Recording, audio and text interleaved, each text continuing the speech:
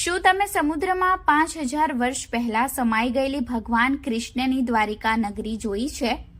અને ના જોઈ હોય તો ચાલો આજે અમે તમને સમુદ્રમાં સમાયેલી દ્વારિકા નગરીના કરાવીશું દર્શન। હાલ ગણેશ ઉત્સવ ધામધૂમપૂર્વક સમગ્ર દેશમાં ઉજવાઈ રહ્યો છે, ત્યારે નવસારી જિલ્લાના અનેક એવા ગણેશ મંડળો છે જેમણે અલગ અલગ થીમ ઉપર ગણેશજીની સ્થાપના કરી છે। એમાંનું એક મંડળ એટલે ગણદેવી તાલુકાના ધકવાડા ગામનું નવયુવક ગણેશ મંડળ કે જેઓ દર વર્ષે અલગ અલગ થીમ ઉપર ગણેશજીની સ્થાપના કરતા આવ્યા છે।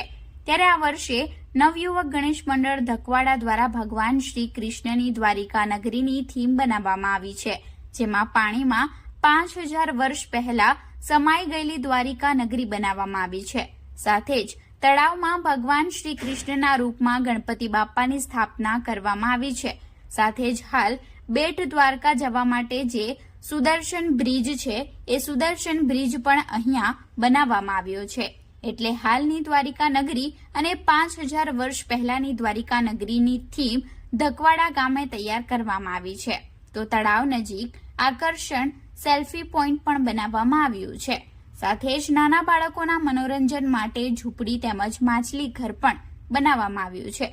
અત્યાર સુધીમાં હજારો ભક્તો આ દ્વારિકા નગરીના દર્શન કરી ચૂક્યા છે, ત્યારે ભગવાન શ્રી કૃષ્ણની દ્વારિકા નગરીને માણવા માટે એકવાર ધકવાડાના રાજાની અવશ્ય મુલાકાત લેવી જોઈએ।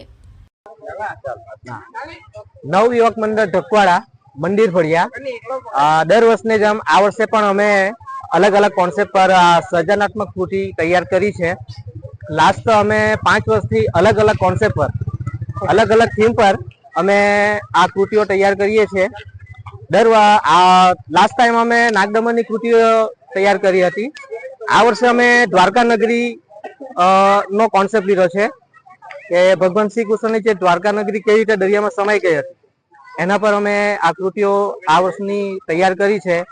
કૃતિ તૈયાર કરવામાં આમ તો ઘણો બધો સમય લાગ્યો છે। લાસ્ટ તો અમે 2-2.5 મહિનાથી અમે આ કૃતિની તૈયારી યુવાનો દ્વારા કરતા આવ્યા છે અને લાસ્ટ તો અમે સ્થાપના જે અમારું ધકવાડા નવયુવક મંડળ છે એ સ્થાપના લાસ્ટ 46 વર્ષથી કરતા આવ્યા છે અને જે નવી જે અમે કોન્સેપ્ટ તૈયાર કરીને 5 વર્ષથી આ કૃતિઓ તૈયાર કરી રહ્યા છીએ અમે।